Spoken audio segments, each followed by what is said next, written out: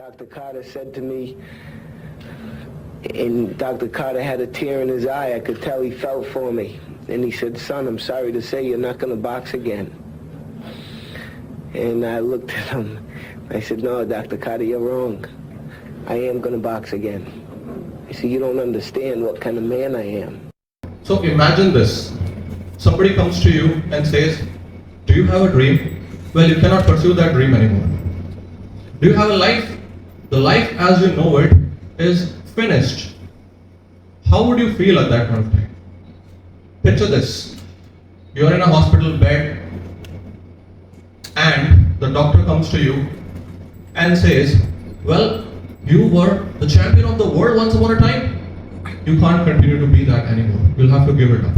You had a normal life, you can't have it anymore. You used to walk, run, jab, box, do various stuff. You can't do that anymore. You'll be lucky if you can even walk. Ladies and gentlemen, I'm talking about the former heavyweight champion. In my heart, the forever heavyweight champion, Vinny Pazienza. How many of you have heard about him? Alright. Now I asked you a question earlier. How many of you think public speaking is a tough job? Okay. Then here comes the story of this man. The mammoth of a man. Vinny Pazienza. You know, he was the heavyweight champion of the boxing. World heavyweight champion, you know what I mean? Best in his class. Best in the world. And then one day, one unfortunate day, he was driving down the street. His driver, while driving, got a little distracted and rammed into a forthcoming car at a high speed. And he had this terrible accident. That accident led to a broken neck. His neck literally broke. Okay, and then he was hospitalized. And that's when those words were told to him. You would be lucky if you can even walk again. You know how they fixed his head? They put a metallic skeletal around his head. With his shoulder, that metallic skeletal was supported, and they literally nailed that metallic skeletal, which he chose to call halo. Alright, so that his head could be supported because his neck was broken and his neck wouldn't. And if it was in place, his neck would literally fall off. Alright. Now one day while lying on his bed, he was looking towards the ceiling and he was thinking, is this what I was made of? Is this what my life is all about? Is my life over? All that work, all that passion that I've shown towards my life and the sport of boxing, is it really over? And he told to himself, no, it is not over. Alright. And then he went back to his coach. He said, I want to box again. The coach said, are you crazy? You will die. And the coach shut him off. He told his family on a dinner table, I want to train again, I want to box again. His family said, look into the mirror. You almost survived death. You're lucky you are even breathing. Forget about boxing. Choose another career. Everybody said no.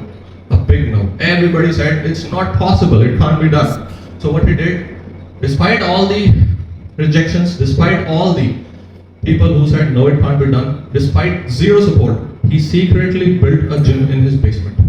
And he started training in his basement.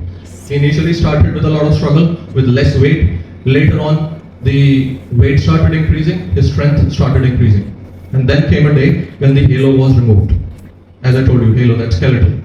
And they removed those nails from his skull. They were literally drilled in his skull, just think about it. Okay, and after that, he started training again. But the fight did not end there. Then he had to fight the boxing federation. They said, well, you have a broken neck. Majority of the punches that are thrown on face. You will die in the ring. We can't give you boxing license. He had to then fight another fight, went to the court, fought a lawsuit, won the rights to fight by proving himself physically fit, although he wasn't, but somehow he did. Okay, and then won the license again. But then nobody was ready to fight with him. They said, we punch him, he dies, our career is also over. The public will hate us. Nobody was ready to fight with him. He had to struggle hard, really hard, to convince people that, well, he was ready again to box. And then he entered the ring with a neck which was broken, but later on with his will, he fixed it. Everybody thought this fight will last for 1 minute or 2 minutes. He will be thrown a hook on the face and that's it. That's it. But that didn't happen. He fought like he did before he was ever injured.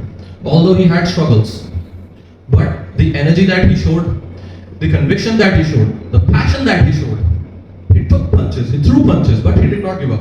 And eventually, he was the last man standing when the bell rang.